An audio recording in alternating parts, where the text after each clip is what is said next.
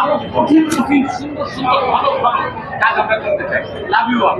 ভাইয়া একটা জিনিস একটু জানতে চাইছিলাম, যেহেতু আমরা প্রথম দিন থেকে চঞ্চল ভাই সহ অন্যান্য সবাইকে পাচ্ছিলাম, একদিন যমুনা ফিউচার পার্কে চঞ্চল ভাইরা বলেই ফেললেন যে আপনি নাকি বিছানায় শুয়ে যখন রিভিউ দেখছিলেন, তারা যখন পরবর্তী দেখছো আপনার কাছে গেল, তাদের জড়িয়ে কান্নাও করে দিচ্ছে। আমার কাছে গেছিল, হ্যাঁ, ও গেছে যাওয়ার পর ওকে দেখে আমার মনে হয় কি যে কিভাবে নিব জানি না, আমার সুন্দর দৃষ্টিতে দেখে অনেক সময় থাকে না যে সাকসেসের পরে দেখা গেল যে আপনার করছে ওরা করছে, আমি যুদ্ধ করেছি কিন্তু সাকসেসের সময় আমি নাই। আমার কাছে ওটা মনে হচ্ছে ওকে দেখে আমার বিলিনেস আমার কাজটা করেছে, আমি ইমোশনাল হয়ে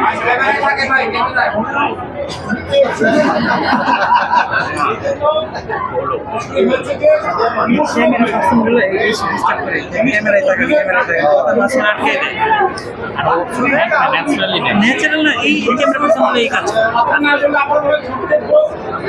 আরো প্রশ্ন আমি পাচ্ছি, যখন বলবেন আমি এখন থেকে আসছি ইনশাআল্লাহ।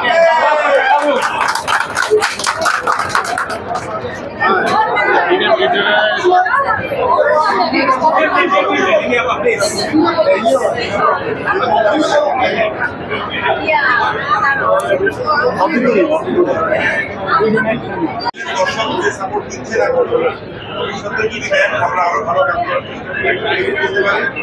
আর আমাদের এই তিন প্রজন্মের দুজন অভিনেতা অভিনেত্রী ওরা ওদের যে ডেডিকেশন দেখেছে শুধু অভিনয়ের ক্ষেত্রে না, আমরা নর্মালি করি কি অভিনয় করার পর শেষ ছবিটা রিলিজ হয় যাদের মতো আমরা ঘরে বসে। তবে এই ছবিটার জন্য আমাদের ডিরেক্টর প্রডিউসার থেকে শুরু করে আমাদের আর্টিস্ট কিন্তু এই ছবিটা করার জন্য ফুল টাইম আমরা রাতের মতো করে আমরা সবথেকে বেশি সময় দিয়েছি। এমন কোনো দিন নেই, এমন কোনো সময় এমন ওরা আমরা বল ভিজিট করতে দর্শকের সঙ্গে ইন্টারাকশন চালাইনি। এর জন্য আমি আমাদের লাইভ উৎসবের পক্ষ থেকে পরবর্তী প্রজন্মের দুজন প্রতিভাবান দুজন শিল্পী ভালোবাসা জানাই, ওদের জন্য অনেক পাওয়া যায়। ধন্যবাদ।